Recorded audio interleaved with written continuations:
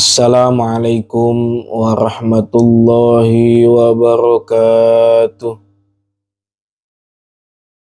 Ila hadratin Nabil Mustafa Sayyidina Maulana Muhammadin sallallahu alaihi wasallam wa ala alihi wa sahbihi wa dhurriyyati wa auladi wa azwajihi thumma nakhusu khususan khasa li hadrati syekhina wa murabbi ruhina Syekh Abdul Karim Nirbaya Syekh Marzuki dengan Nirbaya Syekh Marsal Nirbaya Syekh Ahmad Dirmazuk Nirbaya Syekh Tahir Marzuki Nirbaya Syekh Barul Marzuki Nirbaya Syekh Irsyad terus di munduran banganya. Annallaha yu'li darajatihim fil jannah wa yu'idu alaina min barakatihim wa karamatihim wa asrarihim wa anwarihim wa ulumihim wa nafahatihim fid dini wa dunya wal akhirah. Al-Fatihah. A'udzu billahi minasy syaithanir rajim. Bismillahirrahmanirrahim. Alhamdulillahi rabbil alamin. Ar-Rahmanir Rahim. Maliki yaumiddin. Iyyaka na'budu wa iyyaka nasta'in. Ihdinas siratal mustaqim. Siratal ladzina an'amta 'alaihim ghairil maghdubi 'alaihim waladdallin. Rabbi ighfirli wa liwalidayya wa lil mu'minina amin.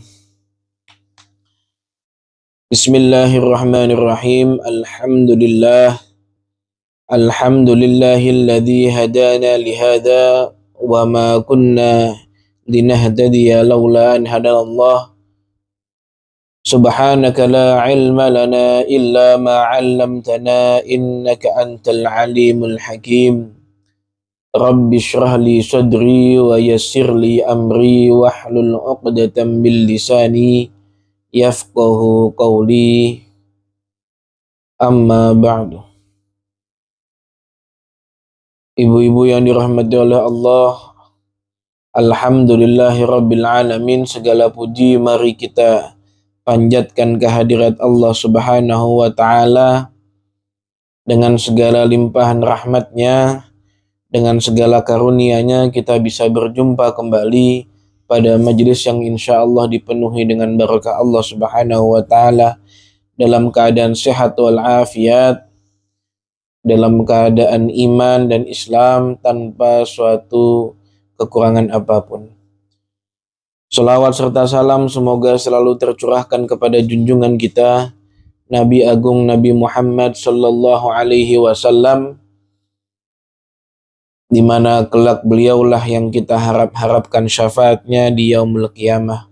Biqaulina Allahumma salli ala sayyidina Muhammad wa ala ali sayyidina Muhammad. Ibu-ibu yang dirahmati oleh Allah, alhamdulillahi rabbil alamin. Kita berada pada awal-awal bulan Sya'ban, atau mungkin sekitar tanggal 6 atau tanggal 7 bulan Sya'ban. Kalau bulan kemarin, ibu-ibu, bulan kemarin tuh bulan Rajab, kita sudah mengupas sedikit terkait keutamaan-keutamaan bulan Rajab. Kemudian bulan besok itu adalah bulan Ramadan, yang mana bulan Ramadan juga menjadi pimpinannya bulan-bulannya Allah. Maka bulan Sya'ban ini adalah bulan yang banyak dilupakan oleh manusia. Rajab dengan begitu keutamaannya, yakni menjadi bulan di mana Rasulullah diperjalankan mulai dari Masjidil Haram sampai Masjidil Aqsa, kemudian dari Masjidil Aqsa naik sampai Sidratul Muntaha, itu berada di bulan Rajab. Pada bulan Ramadan, di mana bulan yang paling utama di antara 12 bulan, bulan di mana Allah menjanjikan semua pintu maafnya, di mana Allah menjanjikan ribuan pahala dan keistimewaan untuk umat Nabi Muhammad, itu berada pada bulan Ramadan. Nah, bulan Sya'ban ini adalah bulan yang banyak dilupakan oleh orang-orang, ibu-ibu, karena diapit oleh dua oleh 2 bulan yang sangat utama. Makanya sahabat Usama bin Zaid pernah bertanya kepada Rasulullah, "Wahai Rasulullah, kenapa engkau berpuasa paling banyak selain bulan Ramadan, engkau puasa paling banyak di bulan Sya'ban?" Jadi Rasulullah itu memiliki wadifah atau rutinan berpuasa, di mana puasa-puasa beliau itu yang paling banyak itu berada di bulan Sya'ban. Selain Ramadan, kalau Ramadan kan memang wajib. Cuman selain Ramadan, bulan yang Rasulullah itu puasa sunnah dalamnya, yang paling banyak itu berada pada bulan Sya'ban. Sahabat Usama bin Zaid bertanya kepada beliau. Kemudian Rasulullah menjawab, ya karena bulan ini banyak orang-orang yang lupa, banyak orang-orang yang melalaikannya. Makanya Rasulullah mengatakan, wa huwa syahrun turfa'u fihil a'mal. Pada bulan Sya'ban ini adalah bulan diangkatnya amal-amal manusia. Jadi kalau kita dulu pernah mengkaji, ibu-ibu, kita sudah pernah katakan bahwasanya kalau harian, maka amal itu akan diangkat oleh para malaikat itu di waktu subuh dan di waktu maghrib. Kalau mingguan, maka akan dinaikkan pada hari Senin dan hari Kamis. Kemudian ketika tahunan, maka amal itu akan dinaikkan secara bersama-sama dalam kapasitas yang besar itu pada bulan Sya'ban. Makanya Rasulullah mengatakan, wa huwa syahrun turfa'u fihil a'mal wa uhibbu ayyurfa'a amalun wa ana sha'imun. Wa uhibbu ayyurfa'a amali wa ana sha'imun. Dan saya sangat suka dan saya sangat menginginkan ketika amal-amal saya selama setahun belakangan ini diangkat oleh Allah, dihaturkan kepada Allah, saya dalam keadaan berpuasa. Makanya alasan itulah kenapa Rasulullah paling banyak berpuasa. Selain pada bulan Ramadan, puasa sunnah yang paling banyak beliau lakukan itu adalah pada bulan Sya'ban. Makanya bulan Sya'ban itu disunahkan untuk berpuasa. Tapi sampai tanggal 15 saja ibu-ibu. Kalau tanggal 16 ke atas, karena itu sudah mendekati Ramadan, maka itu tidak disunahkan untuk berpuasa. Kecuali kalau disambung mulai dari sebelum tanggal 15, sambung 14, 15, 16, 17, nyambung nggak apa-apa. Cuman kalau hanya berpuasa pada mulai dari tanggal 16 Sya'ban saja, maka itu tidak diperbolehkan, tidak disunahkan. Nah, ibu-ibu yang dirahmati oleh Allah, ibaratnya bulan Sya'ban itu adalah kalau kita dalam berdagang, itu seperti tutup bukunya. Kita kalau selama setahun biasanya kan ada waktu tutup buku kalau dagang. Misal dagang, semisal tutup bukunya itu ketika pengen lebaran tutup buku, atau tutup bukunya ketika akhir tahun, Desember tanggal berapa lah. Sya'ban itu juga ibaratnya perniagaan, ibaratnya perdagangan, itu adalah waktu tutup bukunya ibu. Waktu LPJ-nya, laporan pertanggungjawabannya secara besar-besaran, itu adalah ketika bulan Sya'ban. Bulan Sya'ban semua amaliyah kita selama setahun itu akan diangkat oleh para malaikat secara besar-besaran dan dihaturkan kepada Allah Subhanahu wa ta'ala. Lah dalam penantian itu, dalam pengangkatan itu, kita disunahkan untuk berpuasa. Ya sebisanya. Mau bisa 1 bulan full, mangga silahkan. Nggak bisa 1 bulan, bisanya 1 minggu, silahkan. Mau 3 hari, silahkan. Yang penting puasa. Menjalankan amaliyah ibadah itu ibu-ibu, tidak perlu kita itu memaksakan diri untuk mengerjakannya secara totalitas, secara banyak, tapi kalau ujung-ujungnya hanya sekali saja dikerjakan. Maksudnya gini, berangkat jamaah subuh, khusyuk bener-bener, nyampe doanya sampai nangis. Kemudian pokoknya bener-bener khusyuk dah, sangat totalitas melaksanakan ibadah. Akan tetapi besoknya nggak datang, besoknya lagi nggak datang. Jadi cuma setahun sekali doang. Itu lebih baik ketika beribadahnya ya udah biasa aja.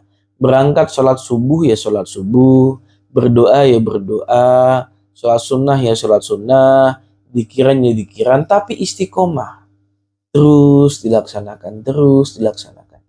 Adapun peningkatan kekhusyuannya secara bertahap, sedikit. Jangan paksakan sekali khusyuk, saya harus khusyuk pada salat ini.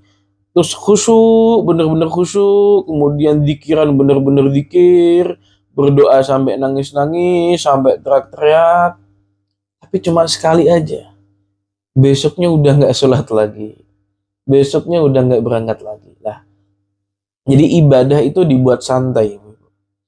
Ibadah itu dibuat santai. Jadi bagaimana caranya ibadah itu jangan kita jadikan beban. Gimana caranya ibadah itu jangan kita jadikan sebagai tuntutan. Tapi ibadah itu ayo kita jadikan sebagai asupan makan. Kita jadikan sebagai kebutuhan badan. Kita jadikan sebagai ya sesuatu hal yang memang harus dilakukan. Sesuatu kita kalau seumpama nggak melakukan sholat rasanya badan itu gimana gitu. Rasanya hati itu nggak enak gimana. Lah, kita jadikan seperti itu sehingga nanti ibadah-ibadah kita akan bisa kita laksanakan dengan maksimal dan kontinu terus-menerus. Lah kemudian ibu-ibu, selain bulan Sya'ban ini adalah bulan yang dimuliakan oleh Rasulullah sehingga Rasulullah itu berpuasa di dalamnya karena amal-amal dinaikkan ke atas semuanya. Di dalam Sya'ban ini juga terdapat peristiwa tahwilul kiblat. Apa itu tahwilul kiblat? Tahwilul kiblat itu adalah perpindahan kiblat. Jadi ibu-ibu, untuk diketahui bahwasanya kiblat kita itu sekarang ketika kita sholat, ketika kita sunnah mengaji, ketika yang diwajibin sih ketika sholat aja. Ketika sholat kiblat kita itu kemana? Kiblat kita itu mengarah ke Ka'bah.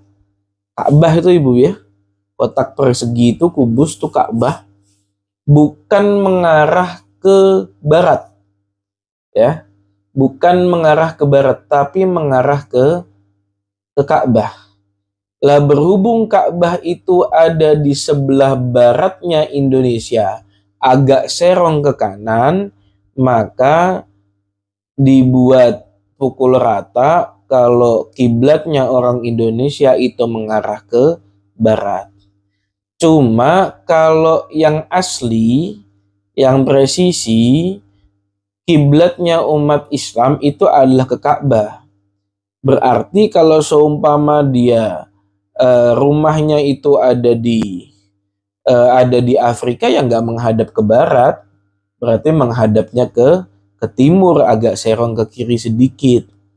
Lah kita ini berada di sebelah timurnya Mekah, berarti kita menghadap ke barat. Lah sebelum kita menghadap ke Ka'bah atau sebelum umat Islam kiblatnya itu di Ka'bah, kiblat umat Islam yang pertama itu ada di Baitul Maqdis, ibu-ibu. Baitul Maqdis itu loh yang ada di Palestina yang sedang dijajah oleh Israel, laknatullah. Baitul Maqdis dulu itu pernah menjadi kiblatnya umat Islam sampai sebelum diturunkannya ayat. Jadi perlu tahu bahwasanya Baitul Maqdis itu adalah kiblatnya umat Islam dulu ketika sebelum dipindah pada zaman Rasulullah ketika sudah di Madinah.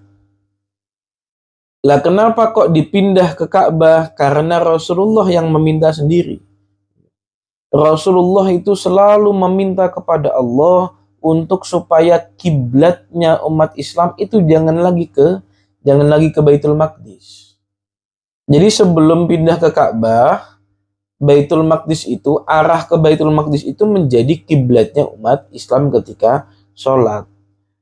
Lah kenapa Rasulullah nggak mau kiblatnya itu berada di Baitul Maqdis? Karena Baitul Maqdis itu juga menjadi kiblat atau tempat sucinya orang-orang Yahudi.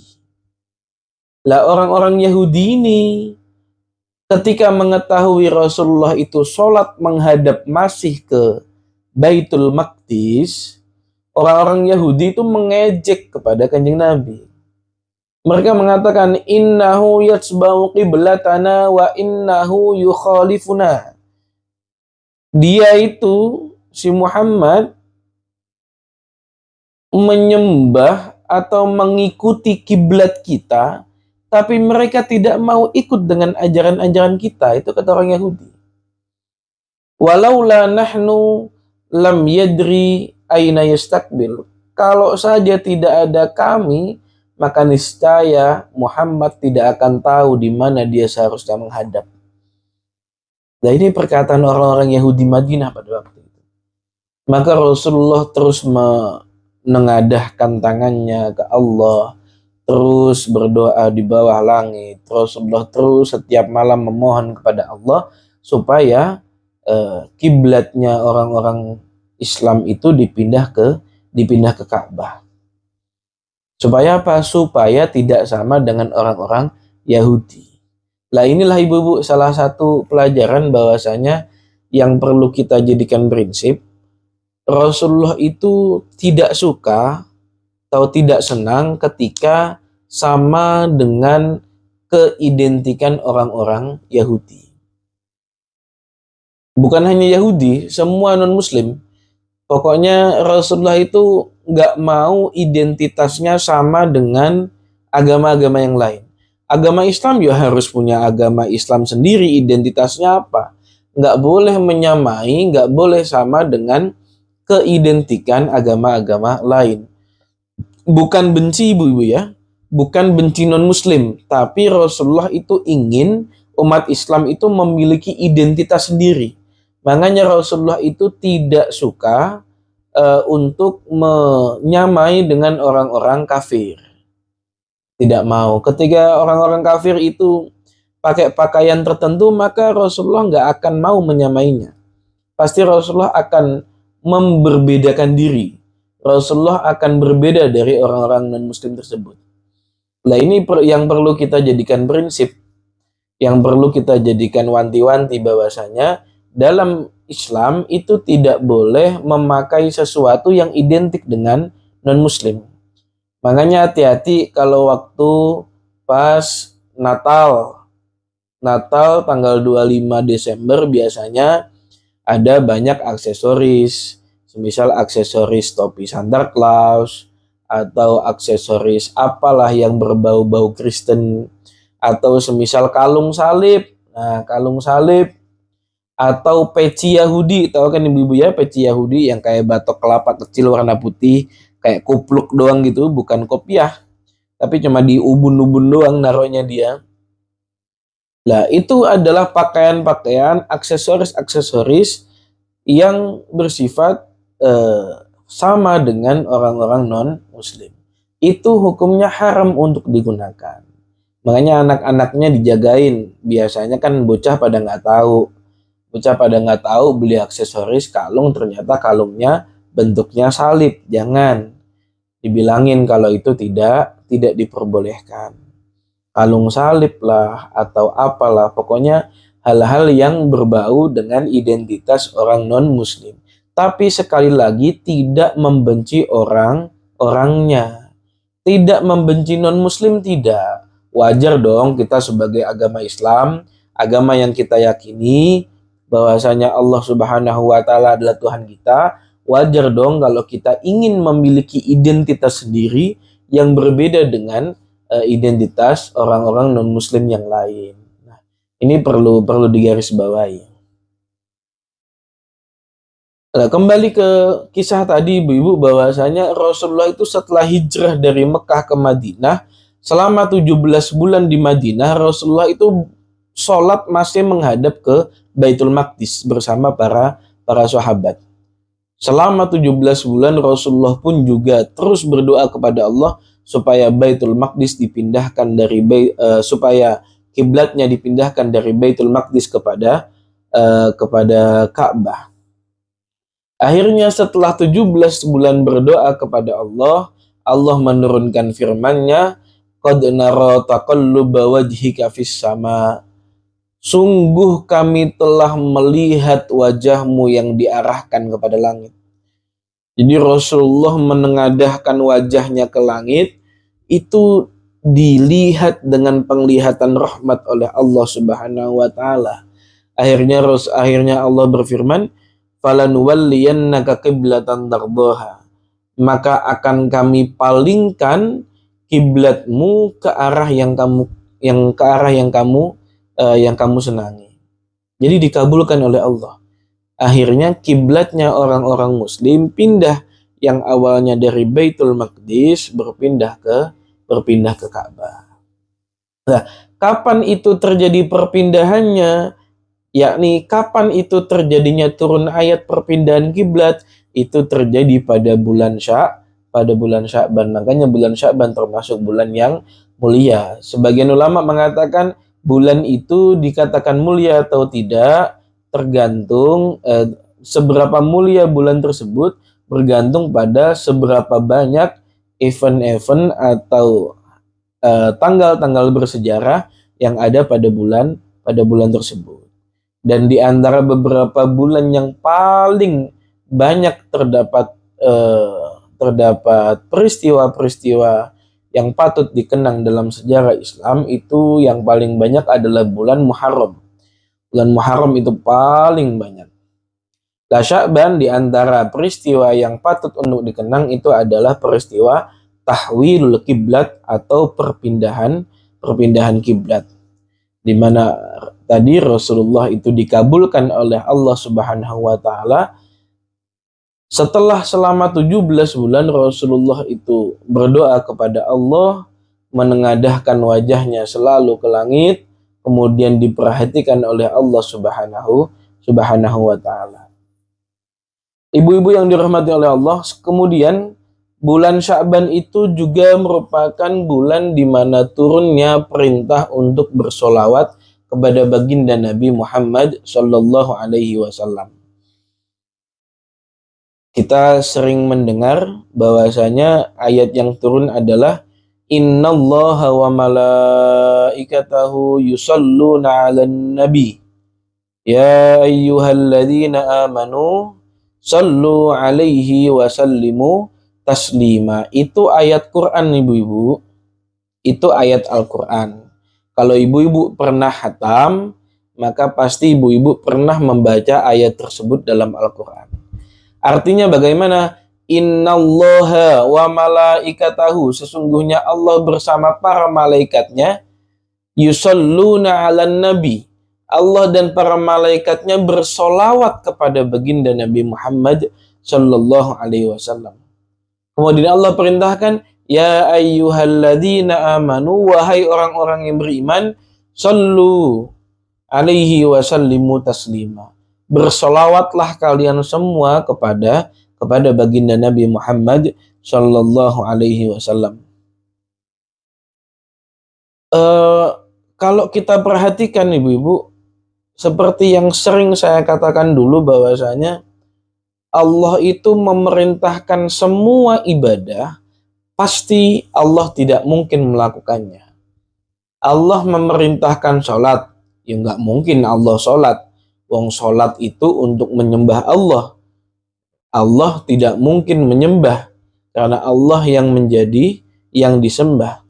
Allah memerintahkan puasa, Allah juga tidak puasa, karena Allah tidak butuh makan, Allah tidak butuh minum, maka Allah tidak berpuasa. Allah memerintahkan baca Al-Quran, ya Allah nggak baca Al-Quran, Allah yang memiliki Al-Quran. Allah memerintahkan ibadah sedekah, Allah nggak sedekah, semuanya ini miliknya Allah. Tapi ketika Allah memerintahkan untuk membaca sholawat kepada kekasihnya, yakni Rasulullah Shallallahu Alaihi Wasallam, Allah sendiri yang mencontohkannya dari awal. Lihat ayatnya. Ayatnya itu innallaha wa malaikatahu yusalluna 'alan nabi. Sesungguhnya Allah dan para malaikatnya bersolawat kepada baginda Nabi.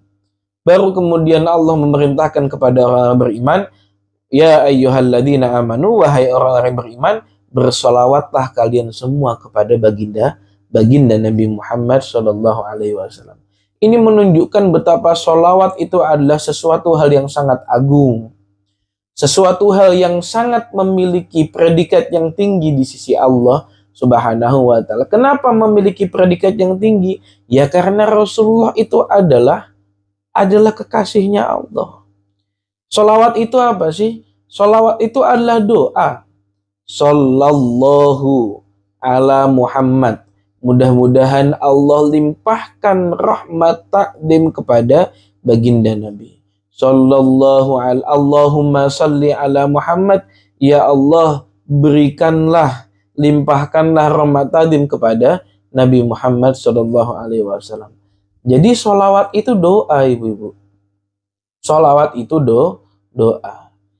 Jadi kalau kita bersolawat itu berarti kita mendoakan baginda Nabi untuk mendapatkan rahmat dari Allah, karena tidak ada nikmat yang lebih mulia, tidak ada nikmat yang lebih mulia daripada mendapatkan rahmat dari Allah Subhanahu wa Ta'ala. Maka kita mendoakan rahmat kepada baginda Nabi.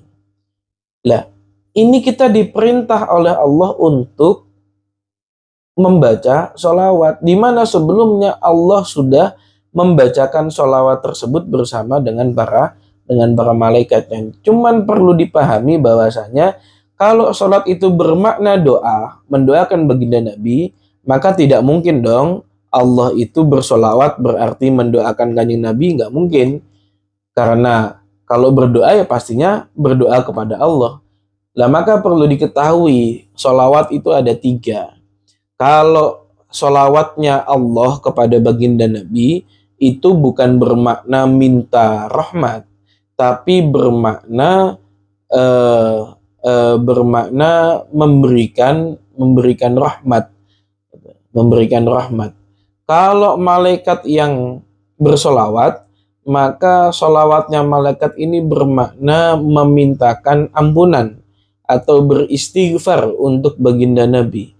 Lah, kalau umatnya Nabi Muhammad yang bersolawat, itu berarti solawatnya bermakna memintakan rahmat kepada Allah untuk diberikan kepada Rasulullah Shallallahu Alaihi Wasallam. Nah, cuma meskipun seperti itu, jangan kita mengatakan atau jangan kita kira bahwasanya Rasulullah itu butuh terhadap sholawat kita. Bukan kok berarti Rasulullah mengambil manfaat dari sholawat kita. Sholawat kita itu adalah bentuk rasa syukur, ibu-ibu. Bentuk rasa terima kasih kepada baginda Nabi. Karena kita tidak akan mungkin mengenal kebaikan kalau tidak diajarkan oleh Nabi. Kita nggak akan mungkin bisa sholat khusyuk, tenang dalam hati kalau tidak diajarkan oleh baginda Nabi. Bahkan kita ini, naudzubillah min dzalik, kita tidak bisa Islam dan bahkan kita masih menyembah berhala-berhala, patung-patung, kalau seumpama tidak ada baginda Nabi Muhammad Sallallahu Alaihi Wasallam. Maka kita memberikan rasa terima kasih kita dengan apa? Salah satunya adalah dengan membaca sholawat. Tapi Rasulullah itu terlalu penuh dengan rahmatnya Allah.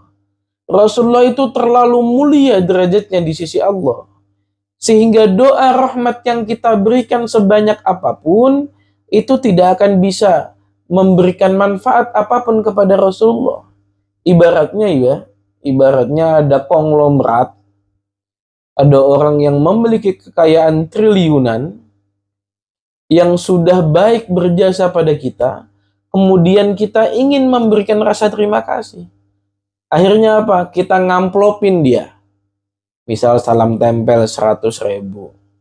Atau semisal kita bawain kue, bolu, 1 loyang buat itu orang. Atau kita bawain apalah makanan ini dan itu. Semua yang kita kasih kepada orang itu, sang konglomerat yang kekayaannya triliunan ini, tidak ada apa-apanya ibu-ibu. Bahkan kadang kalau kita bawa kue 1 loyang, kadang kalau kita pulang habis bertamu, dikasih hadiah yang lebih banyak. Lah sholawat itu seperti itu. Kalau saya sering menggambarkan adalah sholawat itu seperti nuang air ke dalam gelas yang udah penuh. Bukan kok air dalam gelas yang bertambah banyak, akan tapi justru malah akan tumpah ruah dan malah membasahi kita. Sholawat pun juga seperti itu. Kita membaca sholawat memintakan rahmat kepada Allah untuk baginda Nabi, di mana kanjeng Nabi sudah penuh dengan rahmatnya Allah, kanjeng Nabi sudah penuh dengan derajat mulia dari Allah, maka doa rahmat tersebut justru kembali kepada kita. Jadi nyipratnya itu doa sholawat kepada kita yang membacanya. Maka sejatinya umat muslim yang membaca sholawat itu bukan memberikan manfaat kepada baginda Nabi, tapi justru memberikan manfaat buat dirinya sendiri. Maka ibu-ibu, betapa dahsyatnya faedah dari sholawat ini. Maka ayo dalam bulan Sya'ban ini, sebelum menjelang bulan Ramadan, ayo kita berbanyak membaca sholawat, di mana pada bulan ini diturunkannya ayat innallaha wa malaikatahu yusalluna 'alan nabi ya ayyuhalladzina amanu sallu 'alaihi wa sallimu taslima. Pada suatu hari Rasulullah itu pernah ditemukan oleh para sahabat dalam keadaan riang gembira, dalam keadaan ceria, berseri-seri. Terlihat sangat nampak dari wajah Rasulullah itu dalam keadaan senang, bahagia. Sampai-sampai ditanyakan oleh para sahabat, "Wahai Rasulullah, kenapa kok jenengan kok senang, begitu ceria? Kenapa?" Kemudian Rasulullah menjawab bahwasanya Allah telah berfirman, "Ama tardo ya Muhammad, kamu mau atau tidak wahai Muhammad, Allah yusalli 'alaika ahadun min ummatika illa sallaitu alaihi asyran." Di mana tidaklah seseorang dari umatmu membaca sholawat kepadamu kecuali akan aku balas dengan sholawat 10 kali dariku. Ini betapa bahagianya Rasulullah mendapatkan kabar seperti ini, bahwasanya umatnya Nabi Muhammad yang mau 1 kali saja membaca sholawat kepada Rasulullah, maka dia akan mendapatkan balasan 10 kali sholawat dari Allah Subhanahu wa ta'ala. Makanya pada waktu itu Rasulullah sangat riang gembira. Kenapa? Umatnya yang meskipun tidak pernah bertemu, tapi akhirnya bisa mendapatkan rahmat dari Allah hanya dengan membaca 1 sholawat kepada baginda Nabi Muhammad sallallahu alaihi wasallam. Nah, kalau Rasulullah bahagia, kenapa kita tidak bahagia? Kan itu pertanyaannya ibu-ibu. Kalau Rasulullah saja bahagia dengan kabar tersebut, kenapa umatnya tidak berbahagia dengan kabar tersebut? Bahagia kok Pak Ustadz? Lah bahagia itu harus diekspresikan. Bagaimana cara mengekspresikan bahagia tersebut? Ya dibaca sholawatnya. Maka saya berulang kali menghimbau, ayo minimal baca sholawat paling tidak buat kita ini ibu-ibu yang sudah alhamdulillah sudah sampai di titik ini, baca sholawat 1000 kali per hari. 1000 kali itu ibu-ibu ya, kalau kita hitung, kalau saya pernah hitung ya sekitar 15 menit lah, 15 menit. Jadi baca sallallahu ala Muhammad, sallallahu ala Muhammad, sallallahu ala Muhammad, sallallahu ala Muhammad, sallallahu ala Muhammad. Kalau punya waktu luang, dan ini insya Allah memang sudah didawuhkan oleh para masyayikh Darboyo, bahwasanya kalau punya waktu luang, pada malam Jumat ditambah 10, tambah 10.000.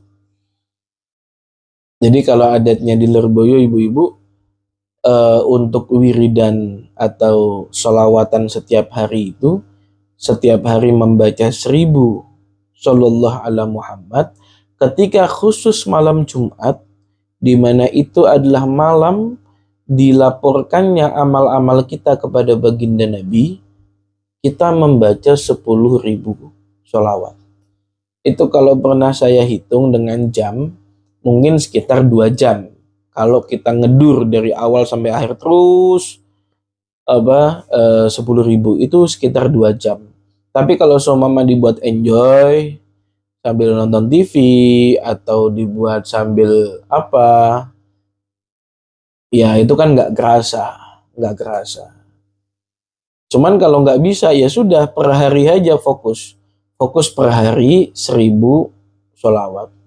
Kalau masih terasa berat di bibir, kalau masih terasa berat di lisan, maka dicoba setiap habis sholat 200 sholawat.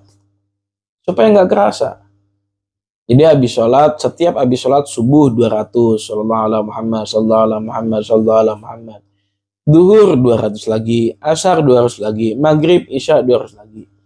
Total ada 1000 sholawat. Itu insya Allah ibu-ibu, kalau dari dawuhnya para masyayikh Lirboyo, Romo Kiai Haji Muhammad Anwar Mansur, ketika sudah dilakukan secara istiqomah dalam jangka waktu setahun, insya Allah nanti akan terlihat barokahnya.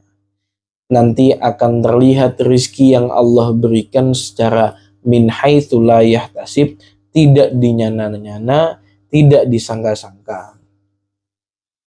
Jadi salah satu untuk memperlancar rizki juga sholawat 1000 kali. Untuk memperlancar supaya cerdas otaknya, baca 1000 kali.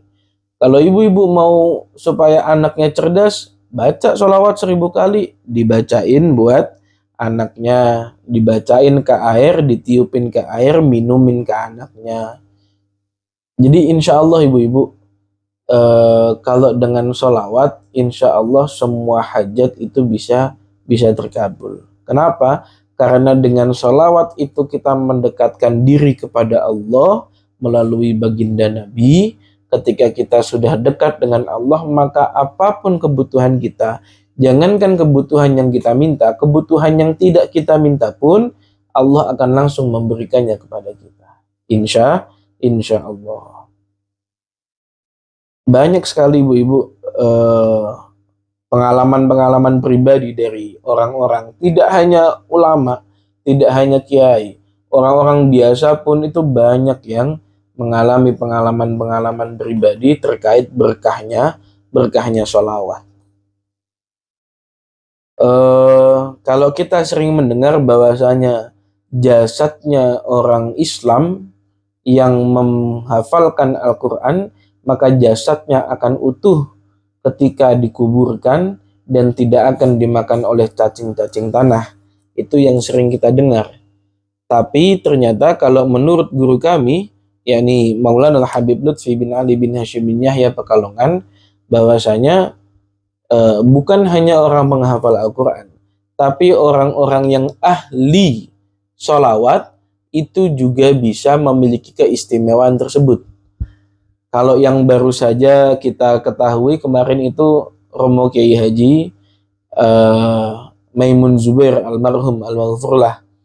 Beliau yang pada waktu tahun 2020 itu wafat di Mekah, kemudian dimakamkan di sana. Baru tahun kemarin 2023 atau 2023 makam beliau itu dibongkar karena memang sudah prosedurnya ketika sudah beberapa tahun makam di sana, maka akan dibongkar, dipindahkan untuk digantikan dengan mayat yang baru, dengan jenazah yang baru. Ternyata ketika digali, ternyata jasadnya Romo Kiai Haji Maimun Zubair itu masih utuh, tanpa tersentuh sedikit pun. Masih utuh, tanpa tersentuh cacing tanah sedikit pun, tidak ada kerusakan sedikit pun, tidak ada membusuk sedikit pun. Itu adalah keistimewaan, salah satu keistimewaan yang Allah berikan kepada beliau. Nah, bukan hanya orang-orang yang penghafal Al-Quran saja yang akan memiliki keistimewaan seperti itu, akan tapi juga orang-orang yang ahli dalam membaca sholawat. Guru kami, Maulana Habib Lutfi, pernah bercerita, dulu waktu beliau muda, beliau mendapatkan kabar atau sedang ada peristiwa di kampung beliau bahwasanya ada seorang kuli panggul. Tahu kuli panggul, ibu-ibu ya? Orang yang biasa ngangkatin yang beban-beban berat di pasar, kuli panggul di pasar, itu ternyata ketika wafat dan selang beberapa tahun, ketika dibongkar tanahnya, ternyata jasadnya juga masih utuh. Nah, ini banyak orang yang bingung, lah ini siapa? Hafal Quran? Enggak. Kiai juga bukan. Cuma tukang kuli pasar, cuma tukang panggul kuli pasar. Tapi kok jasadnya bisa utuh setelah bertahun-tahun dimakamkan? Kok bisa mendapatkan keistimewaan seperti itu? Ketika ditanyakan kepada guru beliau, oh ternyata beliau ini, si kuli panggul pasar ini, adalah orang yang ahli membaca sholawat. Maka ayo ibu-ibu, demi kita mendapatkan derajat yang tinggi di sisi Allah, tidak lain tidak bukan, itu hanya bisa dicapai melalui pintunya Nabi Muhammad Shallallahu Alaihi Wasallam. Tidak ada orang yang mendapatkan derajat yang tinggi di sisi Allah kecuali melalui pintunya Nabi Muhammad Shallallahu Alaihi Wasallam. Caranya bagaimana? Dengan membaca sholawat. Dirutinkan ibu-ibu, dirutinkan. Insya Allah. Ibu-ibu yang dirahmati oleh Allah, pada bulan Sya'ban ini nanti kita insya Allah minggu depan akan ada nisfu Sya'ban. Mudah-mudahan kita semua akan diberikan kesehatan oleh Allah Subhanahu wa taala, diberikan kekuatan, kelancaran, kemudahan, dan segala apapun yang kita butuhkan untuk menyongsong bulan Ramadan. Bulan kemenangan, bulan di mana pada bulan tersebut banyak rahmat Allah yang diturunkan, banyak ampunan Allah yang diberikan, banyak karunia-karunia Allah yang diberikan. Maka kita selalu berdoa mudah-mudahan usia kita disampaikan oleh Allah untuk Ramadan besok ini dan Ramadan seterusnya. Mudah-mudahan kita diberikan kelancaran untuk menyongsong bulan Ramadan. Mudah-mudahan kita diberikan kemudahan untuk mendapatkan bulan Ramadan. Karena pada bulan Sya'ban ini pula ibu-ibu, ayat yang menjelaskan tentang wajibnya puasa Ramadan itu diturunkan. Sering kita mendengar bahwasanya ayatnya adalah ya ayyuhalladzi kutiba alaikumusyamu kama kutiba alal ladzina min qablikum la'allakum tattaqun. Bahwasanya diwajibkan bagi kita semua umat Islam untuk berpuasa pada bulan Ramadan. Lah ayat ini turun itu juga pada bulan Sya'ban. Makanya kita muliakan bulan Sya'ban ini dengan berbagai ibadah-ibadah kita kepada Allah, termasuk salah satunya nisfu Sya'ban, peringatan nisfu Sya'ban pada minggu depan, yang mana dengan harapan kita memuliakan bulan Sya'ban, maka kita akan dimuliakan oleh Allah pula untuk mendapatkan bulan Ramadan. Mudah-mudahan kita semua mendapatkan kesehatan dari Allah Subhanahu wa taala, mendapatkan kemudahan dari Allah Subhanahu wa taala. Amin amin ya rabbal alamin. Ibu-ibu yang dirahmati oleh Allah, mungkin cukup sekian kajian kita pada siang hari ini. Mudah-mudahan bermanfaat. Mudah-mudahan kita semua selalu dalam lindungan dari Allah Subhanahu wa taala. Mudah-mudahan sepulang dari sini kita bisa mengamalkan berbagai ilmu yang kita dapat. Mudah-mudahan kita selalu diberikan keistiqomahan.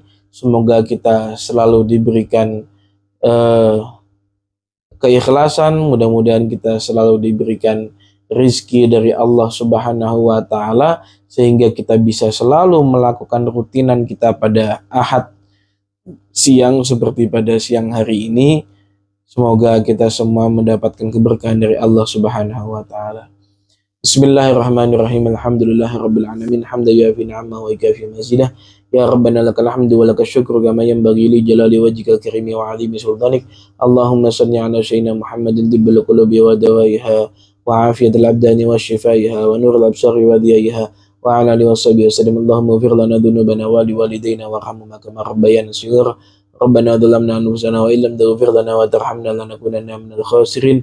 ربنا هب لنا من ازواجنا وذريتنا قرة اعين واجعلنا للمتقين اماما ربنا اتنا في الدنيا حسنه وفي الاخره حسنه وقنا عذاب النار وصلى الله على سيدنا محمد النبي الامي وعلى اله وصحبه وسلم سبحان ربك رب العزه عما يصفون وسلام على المرسلين والحمد لله رب العالمين. Walafu minkum, kurang lebihnya mohon maaf. Assalamualaikum warahmatullahi wabarakatuh.